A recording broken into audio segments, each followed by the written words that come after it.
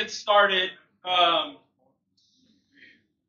so as we do, I'll just kind of start the way that we've started the last couple of weeks with any thoughts, questions, insights on study. Study was the discipline this week.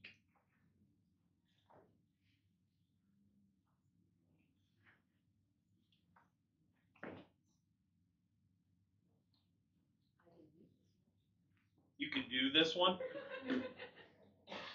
Okay. Why? Just out of curiosity, like what? Are you saying you think this one's an easier discipline to do? For me, because I've always done it. Yeah.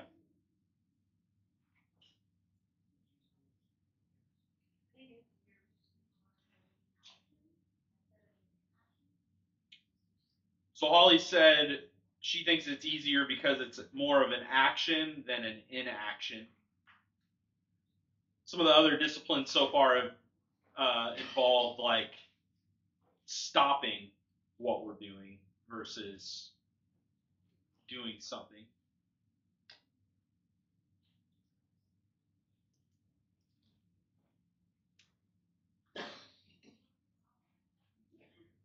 Any other thoughts on study before we? If you look at your handout, if you look at the page with the two quotes at the top, that would be considered the front to me, anyway. That first quote is what he says right off the bat, chapter 1. The purpose of the spiritual disciplines is the total transformation of the person. Talked about that early on, and that's what we're after with these disciplines is transformation. We're after being changed, transformed, and particularly in our relationship with God. And they aim, he says, at replacing old destructive habits of thought with new life-giving habits. Nowhere is the purpose more clearly seen than in the discipline of study. Does that make sense? Like, do you agree with that statement? Especially after reading the chapter?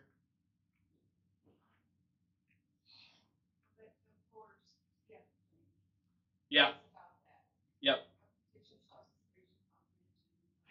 Yep. Just that repetition that I talked about.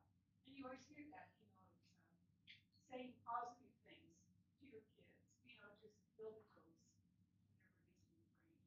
Yep.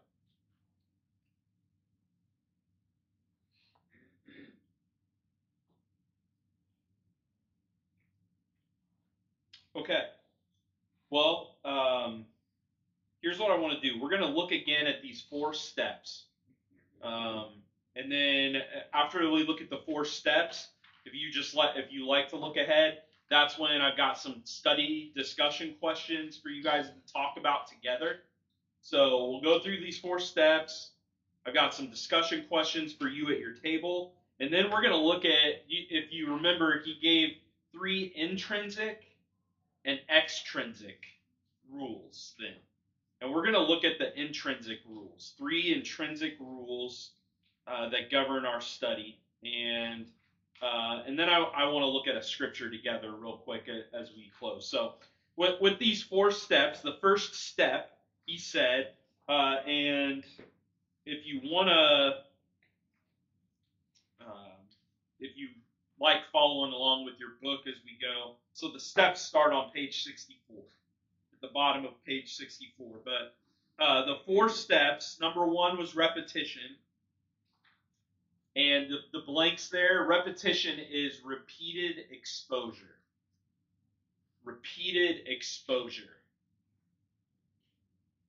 So repetition involves regularly channeling the mind in a specific direction, ingraining habits of thought. So it's interesting. It's almost like creating a habit in our minds as we read. The second step, and I think all of these kind of play off of each other for different reasons, but the second one is concentration. Concentration the blanks. Concentration is focus, intensity, and intentionality. Focus, intensity, and intentionality.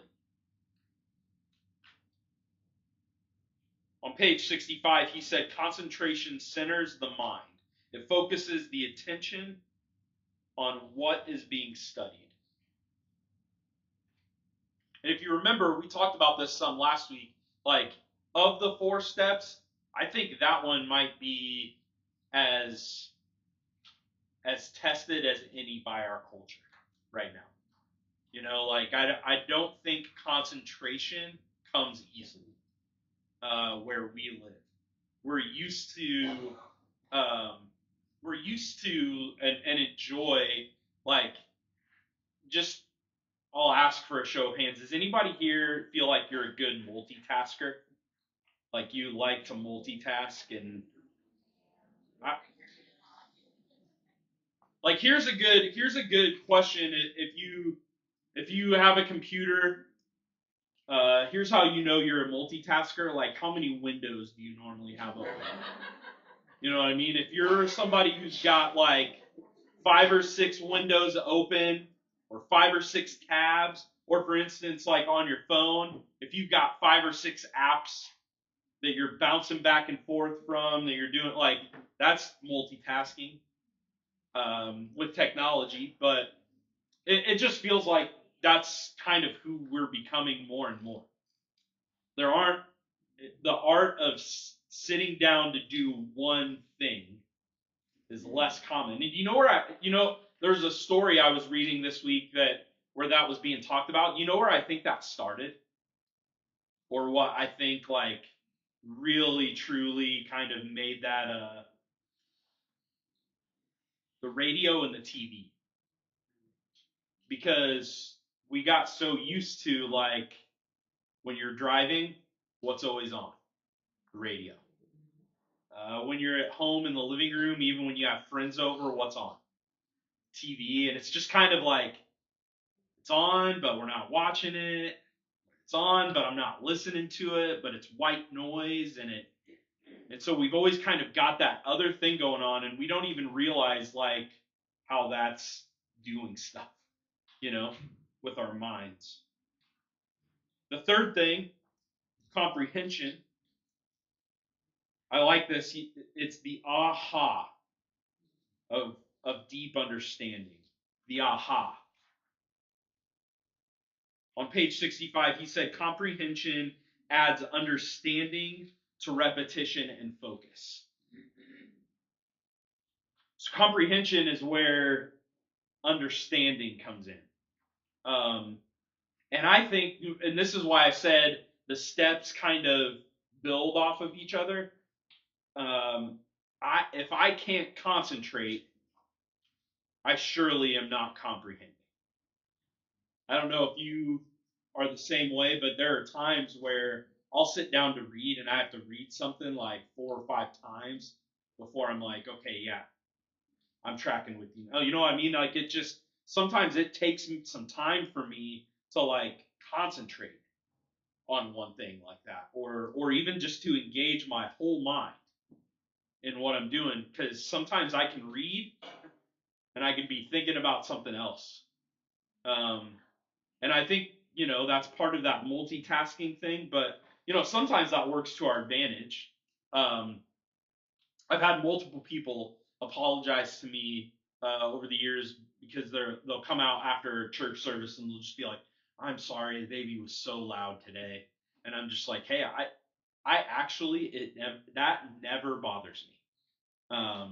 I've gotten to a place where, like, I can get in a rhythm preaching and I don't get distracted by that stuff. Like, when your best friend is Bigfoot and he gets up every week to go to the restroom during your sermon, and it's like, and he jokes with me about it. That's why I bring it up. Like, we were just joking about it this last week, and he came into church first service beforehand, and we're talking, and he's just like, I said, "Hey man, why don't you go potty now? Like, why don't you go out, go potty?"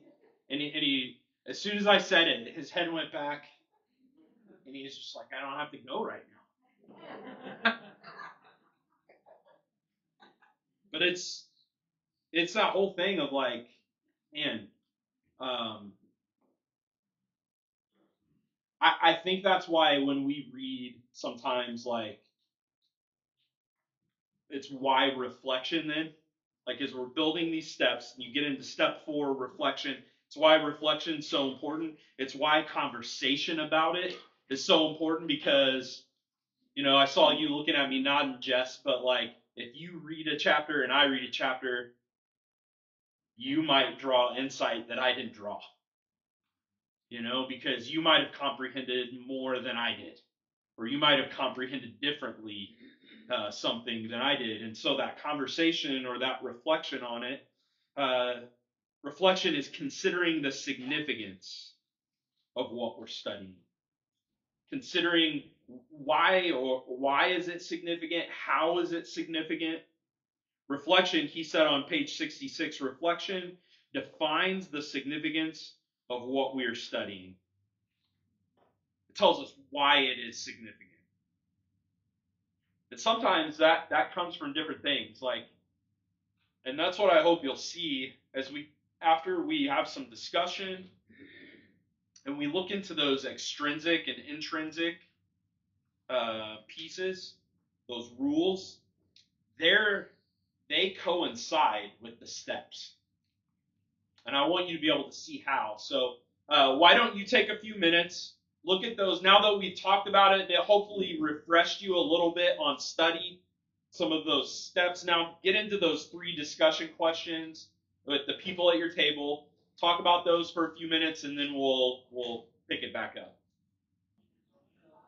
Okay, I'm gonna before we dig into these intrinsic rules, I wanted to read you this. This is something Foster wrote elsewhere, talking about this idea of concentration, the idea of our minds, and I want to lean into that a little bit more. But he said the mind, and this may sound familiar because he talked about this in the chapter. The mind will always take on an order that conforms to the order of whatever it concentrates upon.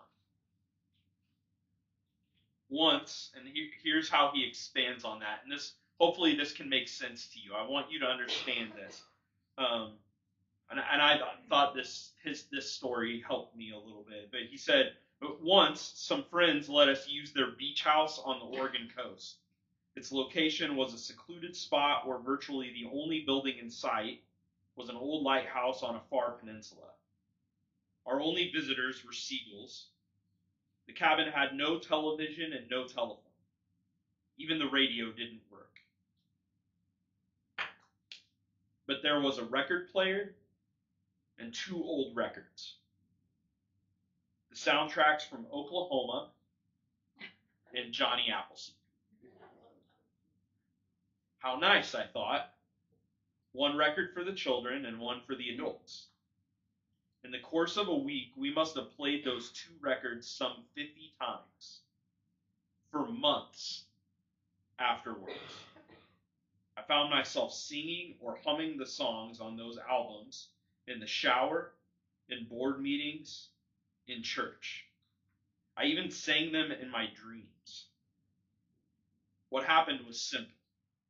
The functioning of my mind had taken on the order of the music.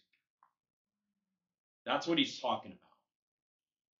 And so as you develop that thought, or as you apply that thought to your life, I mean, start to think about, man, what is developing my mind that I don't even realize is doing it. You start to think about that on behalf of our kids, like, what's developing their minds that I don't even realize is doing that, especially if, as a parent, I take really seriously that, like, I have a role in helping develop their mind, and what's doing that instead of me, what am I allowing to be a voice that speaks into that maybe shouldn't be. This idea really grew for me. I read a book my freshman year of college, called "Love the Lord Your God with All Your Mind." And then I had a professor a couple of years later that introduced me to a book he wrote, uh, and the book was called "Reading with God in Mind." And one of the things that he and I really talked a lot about, I got an opportunity to go with him on a trip. He was teaching a master's class in Tennessee, and so I got to spend a week with him while he was doing that. And we had a lot of conversations about this concept. I it was taking that idea of reading with God in mind, and like to me, if you paid attention during the worldview series at all, like that's what I'm talking about with our worldview lens is just like, how do I do what Paul says when he says, take every thought captive? And it's this idea of how do I read, listen, watch with God in mind? How do I do everything that I do with God in mind? Because if he's not in mind as I'm doing those things, then what form is my mind taking? It's why I learned and it took me a while to figure this out for myself even, but like in the discipleship process and growing as a disciple, like there were things early on in my faith that it was just like I can't do that. I can't be there. I can't watch that. I can't listen to that because it will I will get sucked into it, or I will get too. I know my weaknesses at the time, and it was like I will get more invested in it than I should, or I will veg out. You know what I mean? And it will start to form more than it should. And without realizing it, without having it in my vocabulary as a young Christian, what I was recognizing was I can't do that with God in mind right now because I haven't developed that tool yet, at least not well enough. And then as that developed, like I started realizing like, oh man, there are places I can go that when I was a young Christian I would not have gone. There are things that I can watch, but I'm no longer watching that for entertainment. Like, I don't know if this makes sense to you, but